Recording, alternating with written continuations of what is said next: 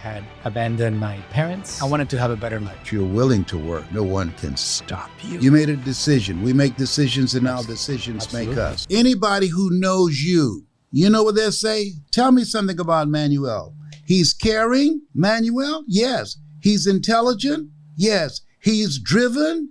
Yes. He's motivated? Yes. He's a communicator. People buy into you, not into marketing magic. You. Now, I want to ask you a question. When you were living the other life, there was a defining moment.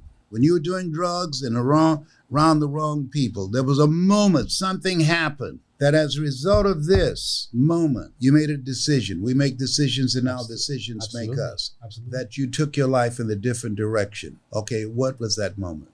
I was waiting tables on a restaurant, 19 years old. I was making $200 a night and snorting $200 a night. Mm-hmm. And I was waking up to the same routine, and I was very unhappy, miserable. And I had no real friends and no real allies. I had a lot of fake friends.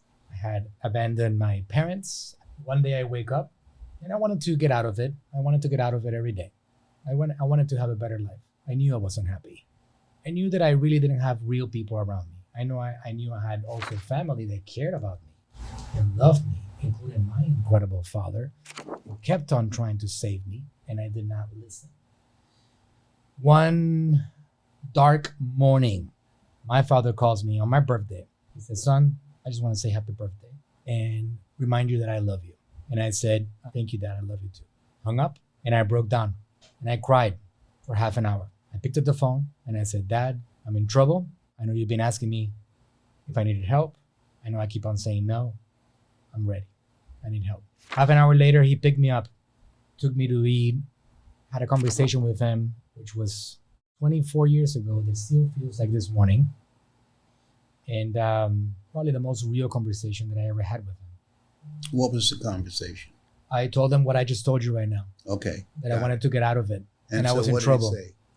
And he said, "I got a solution for you. Understand? I get it. I get you, son. I know you have potential. I want to help you. I never quit on you. I never will quit on you." And he never had until that day. That was the end of it for me. I never went back to trouble. He saved my life. Ladies and gentlemen, I want you to think about your life right now and where you are. And as I reflect on my life, I want to share with you a defining moment in my life.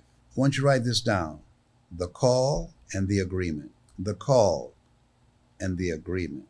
Things I learned from my father. If you're not willing to work, nobody can help you, but you're willing to work. No one can stop you. I learned that from my father. When we look at the word work, W, the willingness to do what's required. O, optimism, being a perpetual optimist. The R, reinvent yourself. And K, kindred spirits. I put myself in a new community of collaborative, achievement-driven, supportive relationships. That shift changed my life.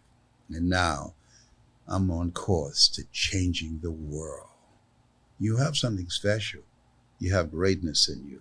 The call and the agreement. You have a calling in your life. I hope that you agree to come up higher and live the life that you were chosen to live out of 400 million sperm. You're a masterpiece because you're a piece of the master. I'm Manuel. I'm Frank's son. That's my story, and I'm sticking to it. Don't come for me. I didn't call an Uber.